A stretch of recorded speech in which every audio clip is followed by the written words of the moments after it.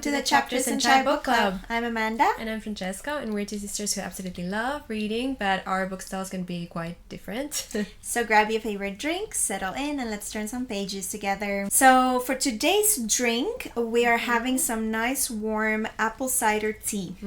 Another tea we got from Vermont. Yeah, it smells so good. It smells like apple and cinnamon. Yeah, apple and cinnamon. I don't know if this is too hot for me still. It warms the soul. Yes. Okay, so for today's episode, we are going to be going through the books that we read in January, and then we're also going to announce our personal TBRs for February. And there won't be spoilers for the books that we're going to go through. We're just going to be rating them and giving a little bit of a synopsis and what we liked or didn't like. Okay. So yeah, we can start by you maybe going through your January reads. Yeah, let me do it. Alright, so the first book I read is The Nightingale by Kristin Hannah. So The Nightingale is a historical fiction novel set in Nazi-occupied France during World War II. It follows the lives of two sisters, Vianne and Isabelle, who take drastically different paths in their fight for survival and resistance. So this is a book we both actually read for the book club of January. So if you want to get our deep, in-depth thoughts of this book, we do have an episode where we go more into detail. But overall, I really like this book a lot. It's a very emotional read. It's just a very interesting inside look into the day-to-day life of French women during World War II. And yeah, I definitely cried a lot. This was the first historic novel that I've read, but I really enjoyed it. So if you haven't read historical novels before, I do recommend giving it a go. And I gave it 4 stars. So for book 2, I read Once Upon a Broken Heart by Stephanie Garber, which was another book club pick for the month of January. And this is a whimsical romantasy following Evangeline Fox, who learns that the man she loves is about to marry someone else. So she seeks help from the mysterious Prince of Hearts. In exchange for his assistance, he demands 3 kisses at the time of his choosing. But as Evangeline becomes entangled in a world of magical curses, hidden truths, and treacherous bargains, she realizes that trusting him may cost more than she ever imagined. This is the first romantasy I've ever read. I went into this very skeptical because I just have never gravitated towards fantasy. And I ended up really loving it. It's a very cozy read. If you're into the vibes of a cozy world, if you want to just snuggle in a blanket, eat some desserts, and just have sort of a light read, but that's still kind of interesting, this is the book. I loved reading this. It felt like a fairy tale, a Disney princess story. I really, really liked it. And I liked it so much that I decided to actually read the second in the series, which I can't go too much into the plot of this one, but it's the continuation of the trilogy. And I rated this one 4.75. The minus points were because while it doesn't have any spice and it's a pretty clean book, there was a little bit of, let's say, lust between the characters. That's not my cup of tea, so I just reduced a couple points for that. And this one I gave 4.5. Again, loved the book. I read it so fast. Like, these were such easy reads, you know. It's not dragging at all. You just like fly through the book. This one had a bit more lust, so I minus a few more points for that. But I really, really love both, and I look forward to reading the third one. I highly recommend these ones if you're into girly, cozy romantasy. A question, did you get on the Jax train a bit more, or? Look, I can see Jax is the boyfriend, in case you don't know. And he's a very morally grey boyfriend, and he's just a bit mean. But I understand why people love him, but I don't think you should be going for a boy that's mean like that. In real world, yes. Clear. But in the book, it's... Don't model your expectations of what a good boyfriend should be based on Jack's. But as for a book, as for entertainment, yeah, he's cute. Yeah. So yeah, really love these ones. For my fourth book, I read Jeanine Amapola's Becoming Happy and Healthy. I don't have the physical copy here, but we're adding it somewhere here. Editing Amanda. And so that book is a non-fiction Christian literature that offers practical, faith-based guidance for young adults navigating life's challenges. She draws a lot from her own personal experiences and struggles and provides advice on topics such as dating, friendships, body image, faith, career, etc. And we both read it, and we both did a deep dive, 2 deep dive videos actually. If you're interested in learning more about our thoughts and going more into detail, we have those on our channel. But I really enjoyed that book as well. A lot of good advice, a lot of relevant advice. It's like from girl to girl. She has a lot of similar experiences than we both have went through or might go through in the future. I think if you are looking for faith-based advice and you're, let's say, like from early 20s to early 30s, I think it has some really, really good relevant topics. And again, very easy read. The chapters were easy, they were short, and each chapter ended also with some reflection questions, which I always like. So if you're into journaling or things like that, you might want to look into that book. And I don't rate non-fiction books because they're a bit harder to rate. So. Yeah, that's true. Yeah. And then for the last book of January, it was a thick one. I read Magnolia Parks Into the Dark, which is the last book in the Magnolia Parks universe series, or in the trilogy, I suppose. So I can't go much into the story, but it's contemporary romance, and it's the conclusion to Magnolia and BJ's story. I actually listened to this one, so the narrators were Adam Hugel and Ella Ray Smith. So you have both a man and a woman narrating the 2 main characters, which was really nice, and they did a really great job. What I can say is that I was happy with the conclusion. You should check the trigger warnings if you want to go into this book, because it does mention and talk about kind of heavier topics. But overall, it was a beautiful conclusion in following Magnolia's and BJ's story. I'm a big fan of these books because these characters feel very real to me. I feel like these are real people, and I've actually given all of these books a lower rating, I guess you could say. I don't rate these super high, but I think about these books constantly. I think about these characters all the time as if they were real people. I'm like, what are they doing right now? Because the way these books are written is really like you're following real life people. If you don't know what this series is about, it basically follows the elite, rich, young people of London. And the Magnolia Parks books specifically follow Magnolia Parks and BJ Valentine and their relationship through the years. We do also have the Daisy Hates books that follow and are in the same universe, and I've read those 2 as well. I do prefer Magnolia over Daisy when it comes to the books, but they're both good. And truly, the writing in these books, the way Jessa Hastings writes is insane to me. The quotes are out of this world. I think people call her like the Taylor Swift of writers because she writes such like lyrical, poetic things. I can't even describe it, but let me read one of the quotes I really liked in this one. I'm gonna extract the names so that you're not going to get spoiled. This is one of the characters speaking to another character. You're a warm towel when you get out of the shower on a cold night. You're the tea you hold on your chest when you need a minute to yourself.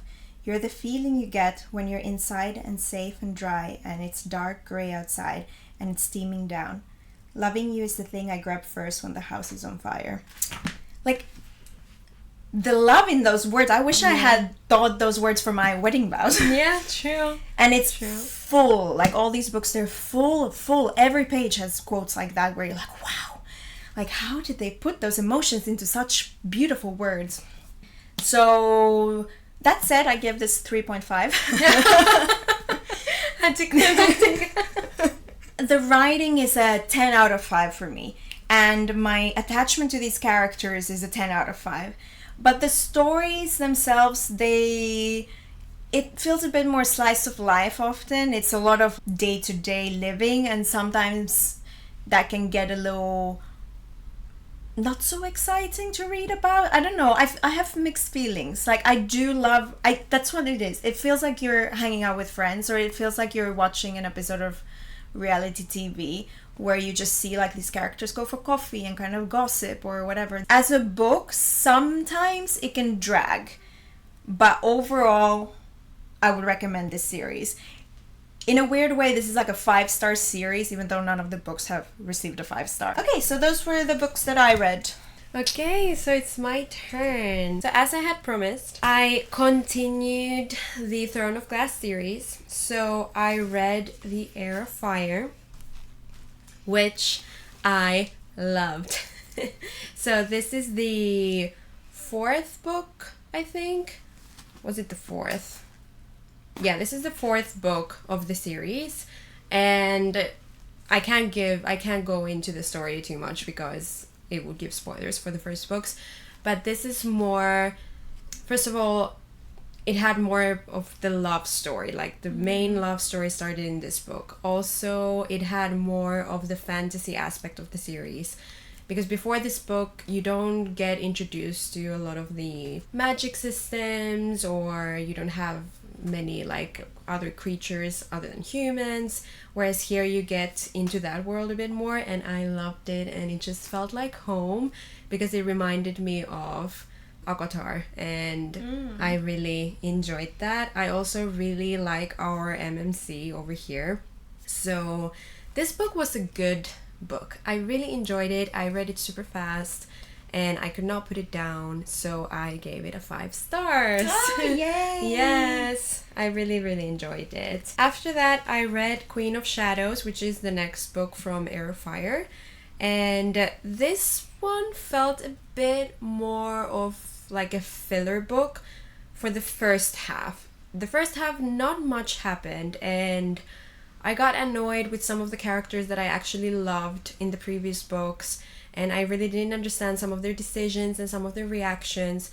However, the second half of the book became very good, and we got some answers that we were waiting for, and also there was justice when it comes to some of the storylines, and there was also a lot of character development in this book. You really get to see some of the relationships between the characters bloom and become so much deeper in this book.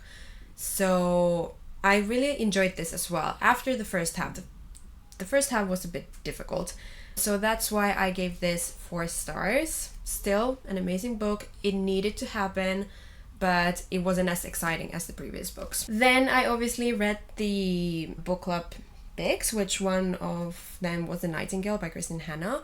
And I'm not gonna go into too much detail. Amanda pretty much said it all already. I really loved it. I cried a lot. It was an emotional read. I think it's something that everyone should read because it really just opens your eyes to what was really going on during World War II. And I gave it a 5 stars as well. Or did you give it a 5 stars? No, I gave it 4. 4? Yeah. 4, yeah. Well, Did I I gave say it... that? Yeah, I think you did. Okay. So yeah, I gave it a 5 stars because I just could not stop listening, and I was so into it. And it was dark, but it was a very good book. Then the other book club pick for me was Silent Patient by Alex Michaelides, which is a mystery book basically, and again, I'm not going to go into too much detail. You can see all of my thoughts in our book club video if you want to. But yeah, this left my jaw on the floor. I did not expect the twist, and I really enjoyed that. I was very satisfied with the twist. And it was I listened to this book, and it was a very easy listen. It was very clear. I didn't have to go back and listen to bits and pieces again, because it was just very clear and just just an easy, relaxed listen. But yeah, I think it's very hard to have a mystery book without some teeny tiny plot holes here and there, or some things that don't necessarily make sense. So that's why I gave this a 4.5, but still an amazing read. Then next, I actually listened to The Diary of a Young Girl, which is basically Anne Frank's diary. And the reason why I read that or listened to that was because of The Nightingale, and it really inspired me to go ahead and listen to that, because I've heard so many times that it's just such a heartbreaking thing to read. Now you might tell me, why did you read it then? But I think The Nightingale just opened my eyes to how important it is to read about this war, and in general about different situations like this in life. These stories, they're important to know. It's so important to read people's stories, and especially I think women's stories. And Anne Frank, oh my goodness, this diary was... What a strong girl. She was 13 years old when her life got tilted upside down, and she took it like a champion. She was so strong throughout the years that she was in hiding. And I would recommend everyone to go ahead and read that to get an understanding of what the Jewish people had to go through. It's insane. It's heartbreaking. It's so heartbreaking, and you don't think about that, or at least me for myself, like I didn't think about that. I knew the facts, but I didn't think about it really. But reading The Nightingale and then listening to Anne Frank's diary, it really opened my eyes, and I was like, I can't, like, wow. Yeah, like we said in our book club video, it's different reading history books where it's more like laying down the facts, but then reading about actual people's experience, their day-to-day struggles, what they had to go through, it just gives a whole new perspective. And for this to have happened so recent in our history is insane. And even though The Nightingale, for example, was a really difficult read, I'm happy that I read it. I think it's important for us to know these stories and to reflect on these. Yeah, exactly. It's just, I think everyone should go and read her story. And also, she was an amazing writer, especially for her young age. She was very, very smart, very clever, very witty. So, yeah, I would recommend that to everyone. Then... my next read was Daughter of No Worlds by Carissa Broadbent. It was narrated by Dan Kelly and Esther Wayne. I had high hopes for this book, and I had heard many good things. I had heard that many people who have read Throne of Glass and they're looking for kind of a similar read, that they really enjoyed A Daughter of No Worlds. And sadly, I was disappointed. Oh, no. Yeah. I could not get invested in the story. I could not connect with the characters. And... Why? Yeah, I don't know. So basically, it has to do with this girl who was sold into slavery, and she's very gifted. So she manages and kind of escapes the slavery. And she goes to these people who are able to train her with her magic, and she wants to use that to go and basically help and save her people, which is a very lovely premise. Like, you really want her to succeed, obviously, and then there's also a romance going on. But I listened to it on Audible, and I have heard other people say that the Audible version is not necessarily the best. It's a bit of a difficult read, so I had to go back all the time and re-listen to some parts to kind of understand what was going on. And especially the battle bits were a bit difficult to understand. I think it wasn't as clear as I would hope it is. And I kept just comparing it to Sarah J. Maas's writing, which is very like rich but also easy and just enjoyable when you listen or read it. So unfortunately I gave it 3 stars, which is not the worst, but yeah, I would give it a try, but I would like to read the physical copy actually and see if that would change my mind about this book. And then finally I I read Gothikana by RuNyx. I think that's how you pronounce the name. And this book I gave a 2-star rating.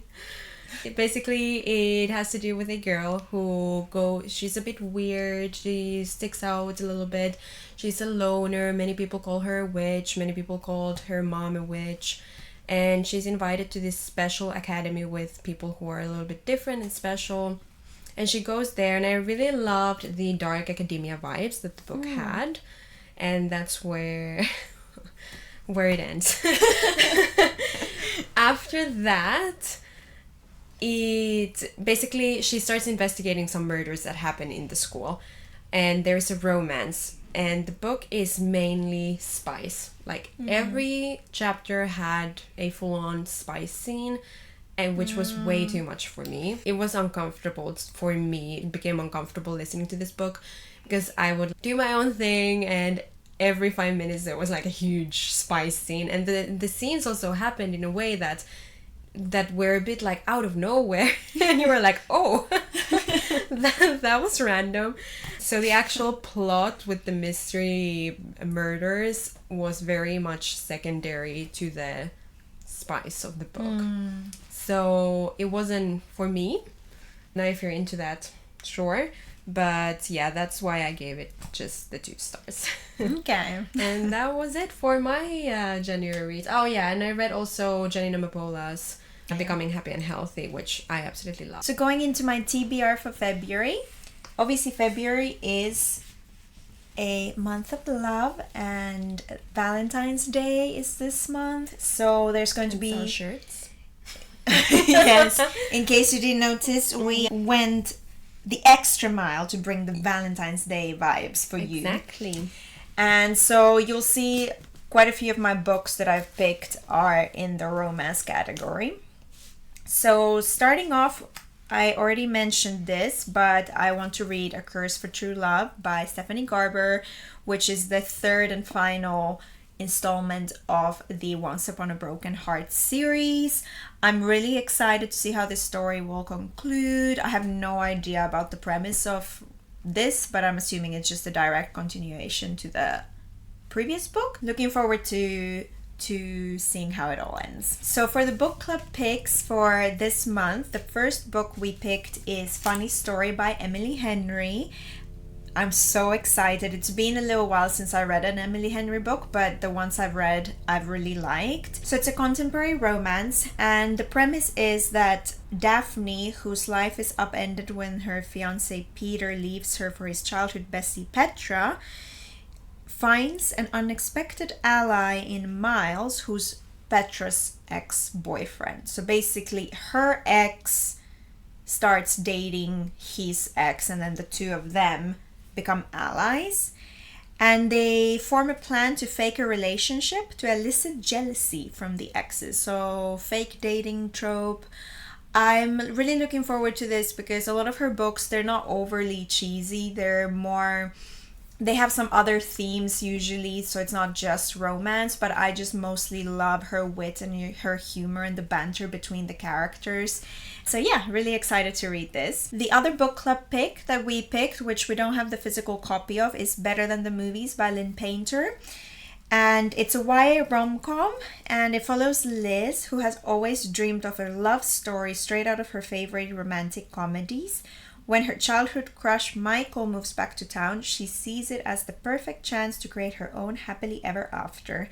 And I really look forward to that book because I've heard it's really like a rom-com and just a happy feel-good read. Then switching gears a bit, we are also reading a non-fiction Christian novel for this month. It's Practicing the Way by John Mark Comer, which we'll be doing a deep dive or a couple deep dives on. This essentially explores the concept of discipleship under Jesus by emphasizing 3 primary goals, which are to be with Jesus, become like Jesus, and do as he did. And yeah, really looking forward to reading this. Then for another rom-com that I'm hoping to get to, I want to read Practice Makes Perfect by Sarah Adams. So this is in the same universe or in the same interconnected series as When in Rome. I think this is the second book. I really loved When in Rome. It's a small town romance, and this is also going to be continuing in that small town. It's a clean romance, so there's no spice.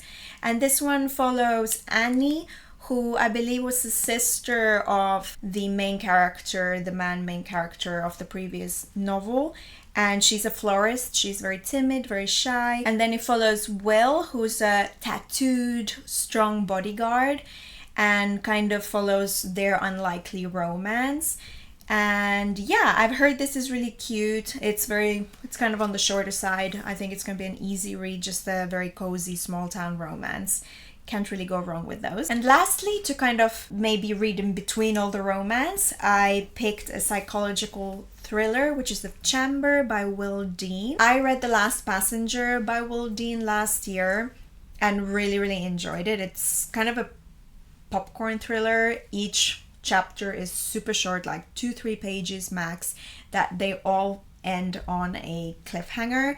And I checked with this one, and this one also has very short chapters, so I'm hoping it's the same vibe. So the premise of this one is it follows 6 experienced saturation divers who embark on a high-stakes mission in North Sea, living within a hyperbaric chamber aboard a dive support vessel.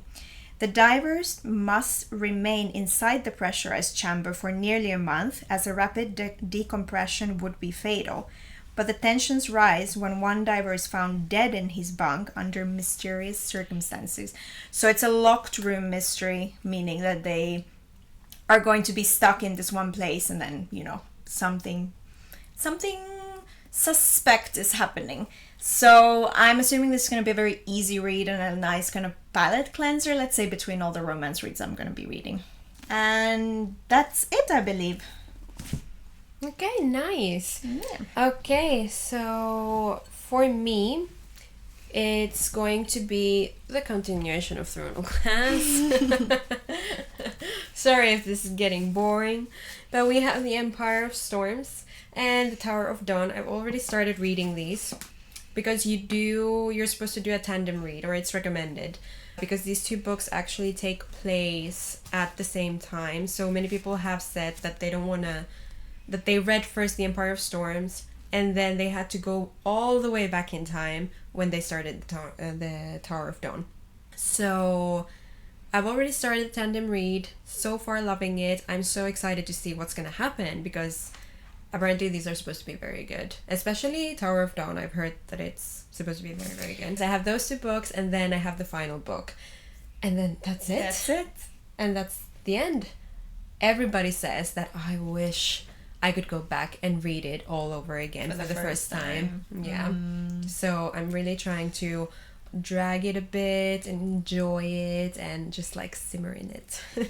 Then for another read that I'm very excited about is Onyx Storm by Rebecca Yarros. It's the 3rd book of the Empyrean series, or with other words, the 4th Wing series.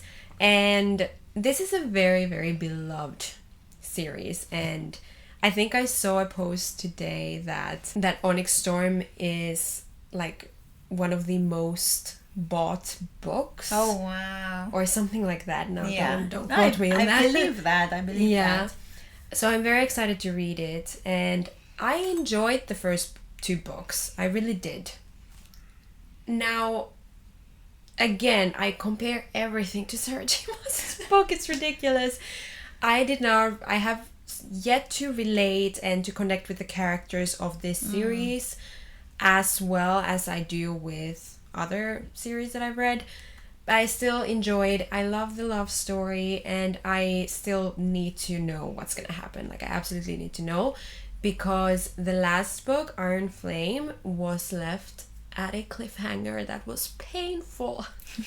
So I need to find out what's going to happen, and I'm excited to read this. And then we have the 2 book club reads, which is Funny Story by Emily Henry, and I'm not going to add a lot on that. I'm very excited to read that book. I haven't read anything of Emily Henry, and It's your first. it's my first Emily Henry. Yeah.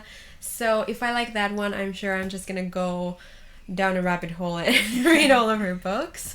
I do love romance books. I really do. So I have high hopes. And then Better Than the Movies by Lynn Painter, which I'm also very excited about. And I also like the fact that that also is a clean romance.